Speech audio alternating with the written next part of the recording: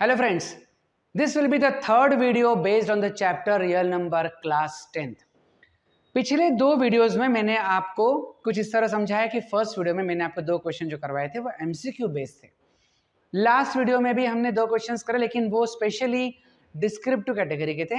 आज भी हम जो दो क्वेश्चंस करने वाले हैं वो भी डिस्क्रिप्टिव ही होंगे। मैंने स्पेशली कोशिश करी है कि मैं जो भी ये क्वेश्चंस करवा रहा हूँ आप लोगों के लिए वो उस चैप्टर के फंडामेंटल कॉन्सेप्ट्स को पूरी तरह से कवर करें, पहला। दूसरा, सीबीएसई का जो लेटेस्ट करिकुलम है, दैट मीन्स वो सारे कॉन्सेप्ट्स जो हमारे लेटेस्ट करिकुलम में हैं उन्हीं पर बेस्ड क्वेश्चन मैं आपको करवा रहा हूँ। हालांकि क्वेश्चन बैंक जो हमारे पास अवेलेबल है सीबीएसई की तरफ से वो तो बहुत ही बड़ी है, उसमें बहुत सारे क्वेश्चन है, लेकिन स्टूडेंट को इतने सारे क्वेश्चन करने की ज़रूरत नहीं है। इसलिए मैं बार बार आपको कहूँगा कि आप इन वीडियोस को हमेशा जब भी देखें तो अपनी कॉपी में नोट डाउन करें। इस पर्टिकुलर वीडियो के थ्रू जो क्वेश्चंस आपको मिल रहे हैं उनकी अलग एक कॉपी को मेंटेन करें, ठीक है। तो चलिए शुरू करते हैं आज के उन दो इंटरेस्टिंग क्वेश्चंस की। तो लेता हूं मैं अपना पहला सवाल। So let's have this first question of today. मैं इसके पहले आपको बता दूं कि ये यहाँ पर इस क्वेश्चन को करने की मैं आपको जो ट्रिक बताने वाला हूँ वो वाकई में आपके बोर्ड एग्जामिनेशन 2024 के लिए बहुत ही ज़रूरी होगी। आपने देखा होगा कि आपने HCF LCM जो नंबर्स का निकाला वो एक्चुअली आपके पास नंबर्स थे जिनको आपने फैक्टराइज करा। ये क्वेश्चन थोड़ा सा थ्योरेटिकल है, इसलिए हमको इसे पर्टिकुलर मेथड से या ट्रिक से ही सॉल्व करना होगा। इस क्वेश्चन में ये दिया हुआ है कि m and n are positive integers such that m equal to p square into q cube into r और n जो है वो p cube into q square है, where p q and r all are prime numbers. That means जैसे आप लिखते हैं 6 के प्राइम फैक्टर्स 2 इंटू 3 या आप 12 के लिखते हैं 2 स्क्वायर इंटू 3, उसी तरह यहाँ पर इन दो नंबर्स के प्राइम फैक्टर्स लिखें। अब हमें बताना है इनका HCF और LCF। सबसे पहले HCF की बात करते हैं, हाउ टू फाइंड HCF। तो HCF का सबसे ट्रिकी फॉर्मूला क्या है कि हम पता लगा सकते हैं। यहाँ पर इसका ट्रिकी फॉर्मूला है minimum powers of common factors. बहुत ही सिंपल भाषा में मैंने लिखा है minimum power of common factors. यहाँ पर m और n में कॉमन फैक्टर्स कौन कौन है? इनके पास p है तो इनके पास भी p है। अच्छा, इसके पास p स्क्वायर है तो यहाँ पर p क्यूब है। अब स्क्वायर और क्यूब में मिनिमम कौन हुआ? Exactly p square. तो p स्क्वायर अगर मिनिमम है, वैसे q देखिए दोनों के पास q है लेकिन दोनों के पास r नहीं है, तो कॉमन में r को काउंट नहीं करेंगे। फिर q की जो मैक्सिमम पावर है, मिनिमम है, वो यहाँ पर देखते हैं वो भी 2 है। तो HCF की अगर हम बात करें तो सीधे सीधे कहेंगे कि P और Q दोनों कॉमन थे, पहली चीज, और उसमें मिनिमम पावर क्या थी? तो P की पावर 2 है और Q की भी पावर 2 है। That's all. तो इसमें सिंपल से ट्रिक क्या बताई मैंने आपको? दो जो आपको नंबर दिए प्राइम फैक्टराइजेशन के थ्रू, उनमें आपको कॉमन फैक्टर्स देखने हैं, उसकी जो मिनिमम पावर होगी वही HCF में ली जाएगी। That's all. अब LCM को लेकर क्या ट्रिक है? अब आप ये सोचेंगे कि इसका उल्टा ही होगा। हाँ, थोड़ा सा तो उल्टा है, लेकिन एक हल्का सा डिफरेंस देखिए। यहाँ पर maximum powers of common factor तो है ना, ध्यान से सुनना। Maximum powers of common factors तो है ही, एंड अनकॉमन नंबर्स, जो नंबर्स नहीं है, अनकॉमन फैक्टर्स जो है नहीं है, वो भी लेना पड़ेंगे। तो जब मैं LCM की बात करूंगा तो दोनों के पास p कॉमन है, तो p स्क्वायर और p क्यूब में बड़ा कौन हुआ? किसकी पावर ज्यादा है? p क्यूब की। तो हमारे पास मैक्सिमम पावर p क्यूब हो गई, q की भी मैक्सिमम पावर देखेंगे तो q क्यूब है। अब हमको देखना है अनकॉमन।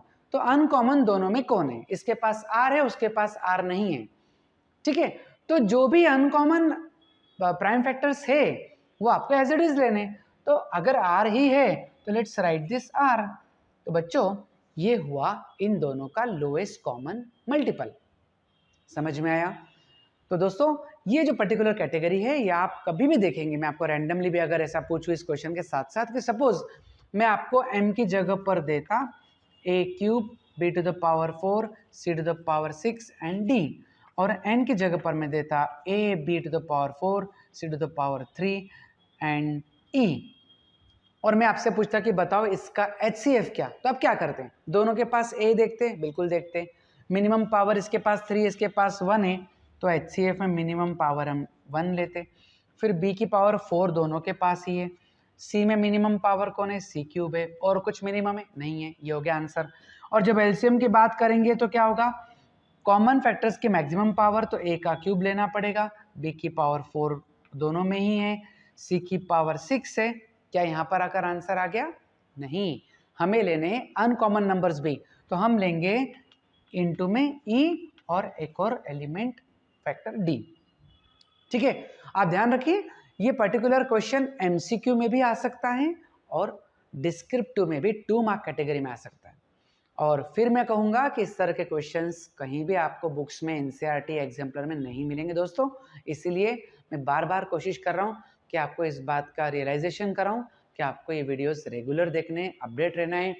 मंथ अगस्त चल रहा है, तो आपको अगस्त के मंथ से ही कंटिन्यूस जो है वो अपने एग्जामिनेशन के मंथ ऑफ मार्च तक आपको इन वीडियोस को देखना है और नोट डाउन करते रहना है। ठीक है, चलिए देखते हैं हमारा सेकंड क्वेश्चन कौन सा है। Now this is another question of today's video, और ये बहुत ही फंडामेंटल क्वेश्चन है। आई थिंक इस क्वेश्चन को क्लास 9th से भी पूछा जाए तो उनको आंसर आना चाहिए। अभी क्लास 10th से पूछ रहे तो डेफिनेटली कुछ तो बात इस क्वेश्चन में होगी। यहाँ पर ये क्वेश्चन पूछ रहे हैं कि 2 representation of real numbers are shown below, which one of them is correct.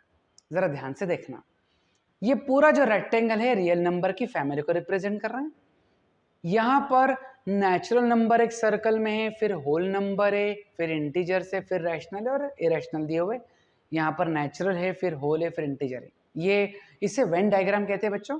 Venn diagram का मतलब होता है किसी डेटा को रिप्रेजेंट करना डायग्रामेटिक वे में।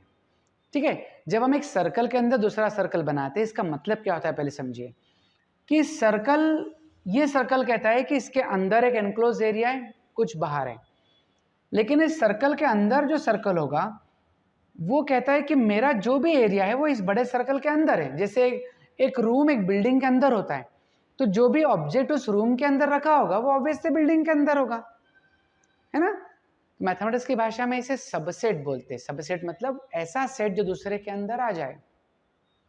अब आप खुद सोचिए, नेचुरल नंबर जो होते हैं वो होल नंबर भी हो सकते हैं, लेकिन एक थोड़ा सा डिफरेंस क्या है कि होल नंबर में एक नंबर ऐसा होता है जो नेचुरल नहीं है, इसलिए वो सेट थोड़ा सा बड़ा हो जाएगा। सारे नेचुरल नंबर होल नंबर होते हैं, but all whole numbers are not natural number. एक जीरो ऐसा नंबर है जो होल नंबर है पर नेचुरल नहीं है। ऐसे इंटीजर्स, जितने इंटीजर्स है उसमें सारे इंटीजर जो है वो होल नंबर नहीं हो सकते, क्योंकि पॉजिटिव इंटीजर्स को होल नंबर कैटेगरी में रखा गया है, तो नेगेटिव इंटीजर्स अलग हुए, थोड़ा सा सर्कल बड़ा हो गया। अब मामला है रैशनल और इरेशनल का। यहाँ तक तो दोनों बातें सेम है। यहाँ भी नेचुरल नंबर होल नंबर के अंदर आ रहे, होल नंबर इंटीजर के अंदर आ रहे और इंटीजर रैशनल के अंदर आ रहे। अभी इरेशनल का फंडा अगर आपका बहुत क्लियर है तो ही आप इनमें डिस्टिंग्विशन कर सकते हो। वो कैसे बच्चों, इरेशनल नंबर कौन होते हैं? ये रियल नंबर तो होते हैं, लेकिन इनकी डेफिनेशन ये कहती है कि the numbers which can not be represented as a p by q, मतलब जिनको रैशनल नंबर जैसा नहीं लिखा जा सकता। तो ये जो नंबर्स होते हैं इरेशनल नंबर, ये रैशनल नहीं होते। जो रैशनल नहीं होते वो इंटीजर्स क्या होंगे, जो इंटीजर्स नहीं है वो होल नंबर क्या होंगे, जो होल नंबर नहीं वो नेचुरल क्या होंगे।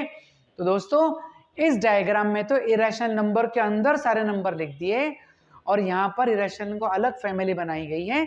यहाँ पर कोई भी एक पॉइंट लेंगे तो वो कभी भी इस तरफ नहीं आएगा, तो इसका मतलब यही डायग्राम सही है। कितनी सिंपल सी बात है। मतलब सीबीएसई ये तक जानना चाहती है कि फंडामेंटल कॉन्सेप्ट बच्चे के क्लियर है या नहीं। यहाँ पर मैं आपको एक क्वेश्चन और बताना चाहता हूँ। आज से 4 साल पहले, यानी अराउंड 2018-17 की बात होगी, मान सकते हैं 19 की बात हो सकती है, तब सीबीएसई ने अपने पेपर में क्वेश्चन दिया था, what is the HCF of smallest composite number and smallest prime number. यकीन मानिए जब ये क्वेश्चन एग्जाम में आया, हम सब एवेल्यूएशन टीम में थे, हमने अजीब बात देखी कि बच्चों को स्मॉलेस्ट कंपोजिट नंबर या स्मॉलेस्ट प्राइम नंबर ही पता नहीं है। आप खुद सोचिए स्मॉलेस्ट प्राइम नंबर कौन सा होता है? प्राइम नंबर शुरू कहाँ से होते हैं? डेफिनेटली 2 से होते हैं, एम आई राइट? फिर स्मॉलेस्ट कंपोजिट कौन हुआ? दोस्तों कंपोजिट नंबर की शुरुआत होती है 4 से, न कि 1 से। 1 is neither composite nor prime, ठीक है? तो सबसे छोटा कंपोजिट नंबर हुआ 4। तो क्वेश्चन बड़ा आसान सा सीबीएसई ने पूछा था 1 मार्क कैटेगरी में कि सबसे छोटे प्राइम नंबर और सबसे छोटे कंपोजिट नंबर का एचसीएफ क्या, और उसका आंसर होना चाहिए 2। लेकिन हमारे देश के बच्चे इसका जवाब नहीं दे पाए। बड़ी अजीब बात है, सीबीएसई को भी ये जब अलार्मिक लगा कि स्टूडेंट्स को फंडामेंटल स्ट्रांग नहीं है, तो क्यों ना स्टूडेंट्स को कुछ कॉम्पिटेंसी बेस्ड क्वेश्चन यानी फंडामेंटल कॉन्सेप्ट पर बेस्ड क्वेश्चन ज्यादातर पूछे जाए। तो चलिए ये थी आज की बात, और आज हमने 2 क्वेश्चन देखे रियल नंबर के। अगली बार नए टॉपिक के साथ हम मिलेंगे। Thank you very much.